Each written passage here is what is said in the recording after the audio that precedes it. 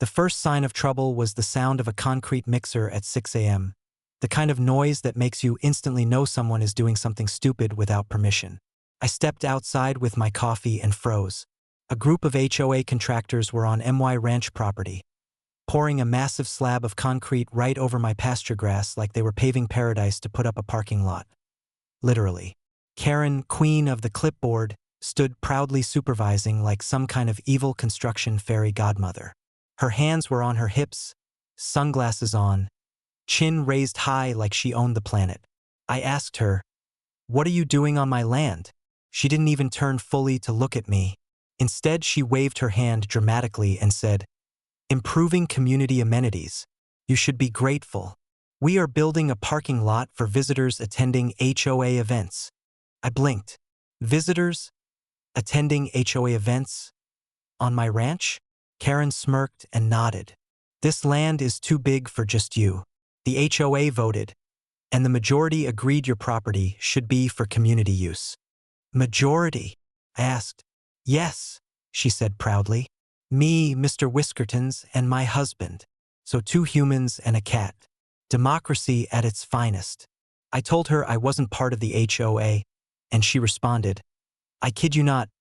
Everyone is part of the HOA if I say so." Her ego must weigh a solid 200 pounds. They kept pouring as if I didn't exist. Trucks, workers, noise. Ruining land that has been in my family for generations. They even put up a stupid sign. HOA parking lot, permit required permit?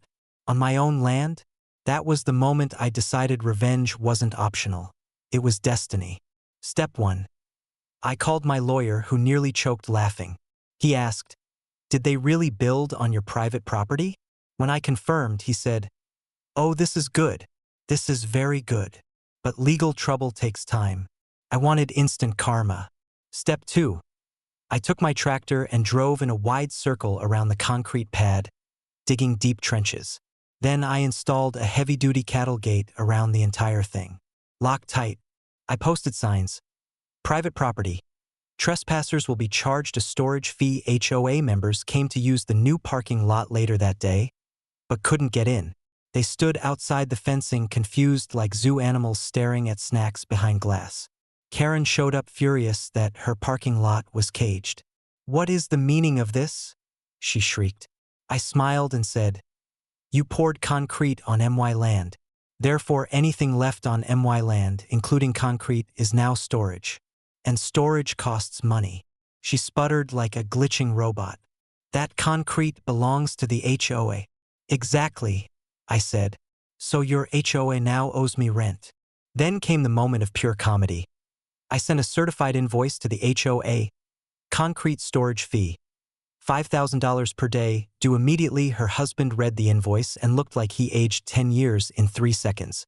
Karen screamed, "We refuse to pay a single dollar." So I shrugged. "Okay, then I'll sell what's on my land." And that's when the real revenge kicked in. Step 3. I listed the concrete pad online as brand new oversized concrete slab, buyer must remove, and someone actually wanted it. A construction company offered cash and would haul it away. I waited until HOA guests had parked their cars on the slab for an evening meeting. Karen called to accuse me of terrorism against concrete. Then the removal crew rolled in with saws and demolition equipment. Sparks flew. A giant forklift lifted huge chunks of concrete, while Karen screamed, "Stop! This is HOA property." The foreman told her, "No ma'am, this is his property. You're trespassing." She tried calling the police. Again. The officers arrived, looked at the deed, and told her she had to pay me and leave immediately. Karen screamed so loudly the cows complained. By the end of the week, the parking lot was gone. I had $42,000 extra in my pocket. Karen received notice of a $2.5 million lawsuit for illegal construction, and trespassing. Her husband actually came over later, pumping his fist like a secret rebel supporter. Even Mr. Whiskertons glared at her like, "Lady, stop ruining my life." Karen now avoids looking at me, but anytime she does accidentally make eye contact, I raise my coffee, smile, and say, "Thanks for the concrete."